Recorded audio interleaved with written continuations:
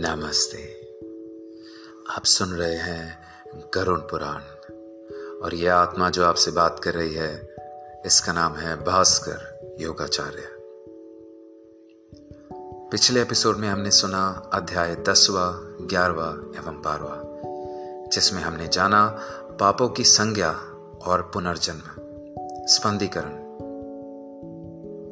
आज हम आरंभ करेंगे अध्याय 13वां, प्रेत का रूप और उसका विवरण।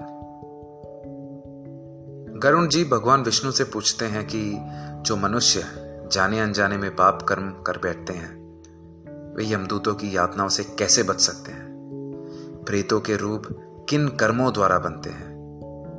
किस शुभ दिन से प्रेत योनि छूट जाती है? श्री हरि कहते हैं कि पाप कर्मियों को और जिनके पुत्र नहीं होता, दोनों अवस्था में बचना बहुत कठिन है। मनुष्य को पुत्र प्राप्ति के लिए हरिवंशा का पाठ, सता चांदी और रुद्र भगवान की पूजा करनी चाहिए। फिर भी देवांगत आत्माएं स्वर्ग लोक तक जाती हैं। यदि उनका संस्कार पुत्र ना होने की अवस्था में कोई दूसरे मनुष्य द्वारा विधि पूर्वक किया जाए तो जो पूर्व जन्म संचित कर्म के अधीन रहकर पाप कर्म में अनुरुक्त रहते हैं, अपने धर्म को त्याग कर दूसरे धर्म को स्वीकार करते हैं, विद्या और सदाचार से वंचित हैं, वह प्रेत योनि में जन्म लेते हैं। जीव अपने कर्मों अनुसार दूसरे शरीर को प्राप्त करते हैं और उसे प्राप्त करने के बाद यमलोक में नाना प्रकार के कष्ट भोगते हैं।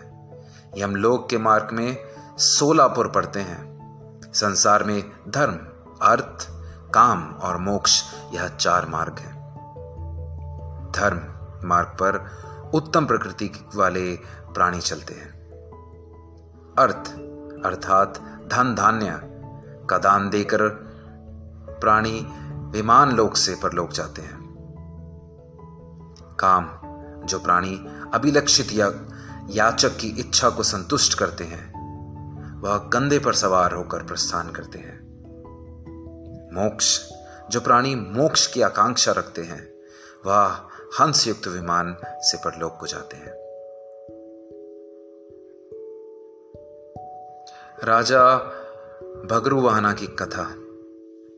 त्रेता युग में भगरुवाहना नाम का एक पराक्रमी, तेजस्वी, लोकप्रिय राजा थे। उनके राज में पूर्ण संपन्नता थी। ब्राह्मणों को आदर सत्कार, रीति रिवाज वह पूरी श्रद्धा के साथ करते थे। एक दिन वह अपने मंत्रियों के साथ जंगल में शिकार खेलने गए। एक हिरन प्रवार किया। घायल मृग तीर के साथ जंगल के भीतर भागा। राजा भी उसके खून के निशान के पीछे पीछे सुनसान जंगल में जाकर खो गया। भूख और प्यास से परेशान राजा एक झील के पास पहुंचा। झील में स्नान कर, ठंडा पानी पीकर जब वह बाहर आया तो उसने एक खूबसूरत अंजीर का पेड़ देखा और अंजीर के पेड़ की छाया में वह बैठ गया। कुछ ही क्षणों में उसने एक भयानक प्रेतात्मा को देखा जो भूख और प्यास से व्याकुल थी। वह प्रेतात्मा राजा के सामने आकर बोली, हे राजन, आपकी कृपा से आज मुझे इस दुर्गति से छुटकारा मिला है। मैं आपका आभारी हूं। राजा ने उसकी दुर्गति का कारण पूछने पर प्रेत ने कहा कि वह भी एक देश का राजा था। ब्राह्मणों की सेवा, दान पुण्य नियमित रूप से करता था। पूर्वजों के श्राद्ध भी समय पर निपुण होते थे, परंतु वह सब व्यर्थ हो गया क्योंकि उसके कोई संतान नहीं थी, कोई मित्र, कोई संबंधी जो मेरे मरण उपरांत मेरी अंत्येष्टि विधि पूर्वक करता, जिसके कारण मेरी यह दुर्गति हुई। यदि मासिक 16 श्राद्ध पूर्ण नहीं होते तो 100 वार्षिक श्राद्ध करने पर भी मेरी गति नहीं हो सकती। राजा ने आश्वासन दिया कि उसकी परम गति के लिए वह सब प्रयास करेगा जो वह करने को कहेगा। प्रेत ने यह सब विधि कही।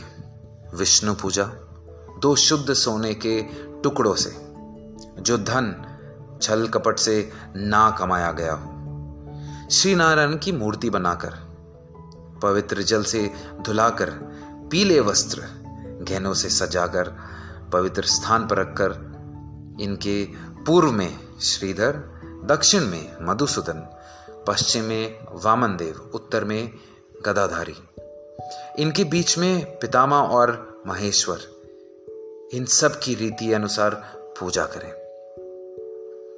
एक सांड को छोड़ने का भी प्रयोजन करें। एक शैया 13 ब्राह्मण को पददान और एक सोने से बना मटका दूध और घी से भरा हुआ, ब्रह्मा विष्णु महेश की पूजा के पश्चात अर्पित किया हुआ ब्राह्मण को दान में दिया जाता है। जंगल में से अपने मंत्रियों के साथ बाहर निकलकर राजा के द्वारा की गई रस्मों श्राद्धों से उस प्रेत आत्मा को सद्गति प्राप्त हुई। एक अनजान व्यक्ति द्वारा पूर्ण की हुई श्राद्ध की रस्मों से यदि प्रेतात्मा को गति मिल सकती है, तो पुत्र द्वारा संपन्न किए जाने पर कितना लाभ हो सकता है। जो भी इस पवित्र कथा को सुनता है या दूसरों को सुनाता है, कभी भी प्रेत योनि में नहीं जाता। अध्याय 14। गरुण भगवान जी से पुनर्जन्म के बारे में पूछते हैं। पाप करने पर भी परमात्मा की प्राप्ति कैसे होती है? भगवान ने कहा, हे गरुण, मृत्यु के पश्चात तुरंत और विलंब दोनों प्रकार से दूसरे शरीर में प्राणी प्रविष्ट होता है। जो ज्योति स्वरूप जीवात्मा विद्यमान रहता है, वह मृत्यु के बाद प्रेतात्मा शरीर धारण कर लेता है और दशगात्र के जो पिंड दान दिए जाते हैं, उसके पिंड शरीर बनते हैं। इस पिंड शरीर से प्रेत शरीर एकाकार हो जाता है। कोई कोई जीवात्मा पिंड शरीर विलंब से प्राप्त करता है, क्योंकि मृत्यु के बाद वह कर्मों अनुसार यमलोक में जाता है। चित्रगुप्त की आज्ञा से वह वहां के नरक भोगता है। वहां की यातनाओं को झेलने के पश्चात उसे पशु, पक्षी, कीट आदि की योनि प्राप्त होती है। प्राणी जिस शरीर को ग्रहण करता है, उसी शरीर में मोहवश ममता हो जाती है। शुभ कर्मों के फल भोग कर वह मुक्त हो जाता है। गरुण भगवान जी से जिज्ञासा करते हैं कि बहुत से पापों को करने पर भी इस संसार को पार कर प्राणी आपको कैसे प्राप्त कर सकता है? हे पक्षीराज, मनुष्य अपने अपने कर्म में रहकर संसिद्ध प्राप्त कर लेता है। सत्य कर्म शब्दादि विषयों का त्याग कर, राग द्वेषों को छोड़कर, यथा प्राप्त भोजन से संतुष्ट, मन, वाणी, शरीर संयमित, काम, क्रोध, लोभ, अहंकार और परिग्रह का परित्याग करके निर्भय होकर शांत हो जाता है। वह ब्रह्म स्वरूप हो जाता है। शरीर के 8 छिद्र हैं। सत्य कर्म करने वाली पुण्य आत्माओं के प्राण उनके शरीर से उद्रव छिद्र से परलोक को जाते हैं। शब्द, स्पर्श, रूप, रस और गंध, यह 5 विषयों के अधीन रहने वाले पुरुष सदा ही दुखी रहते हैं। प्राणी का धन वैभव घर में ही छूट जाता है। मित्र और बंधु शमशान में ही छूट जाते हैं। शरीर को अग्नि ले लेता है। पाप पुण्य ही उस जीवात्मा के साथ जाते हैं। मनुष्य अपनी योनि में जो भी दान पुण्य करता है, वह सभी जिस जिस योनि में व्यक्ति जाता है, वहां दान भी उपस्थित रहते हैं। देवता कभी कष्ट और पत्थर की शिला में नहीं रहते। वह तो प्राणी के भाव में विराजमान रहते हैं। इसीलिए सद्भाव से युक्त भक्ति का आचरण करना चाहिए। इस पृथ्वी पर दान, दम और दया, यह 3 सत्य तत्व हैं। दीन तथा सज्जन ब्राह्मण को दान, अनाथ प्राणी को संस्कार, निर्जन प्रदेश में स्थित शिवलिंग की पूजा करोड़ों पुण्यों का फल प्रदान करता है। तो यह था अध्याय 13वां और 14वां।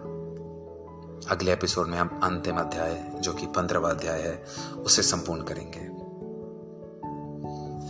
मैं आशा करता हूं कि आप इसे सुन रहे हैं और अपने परिवार और मित्रों में ज़रूर शेयर करते हैं ताकि सभी गरुड़ पुराण का ज्ञान ले सकें। मिलते हैं अगले एपिसोड में। जय श्री कृष्ण।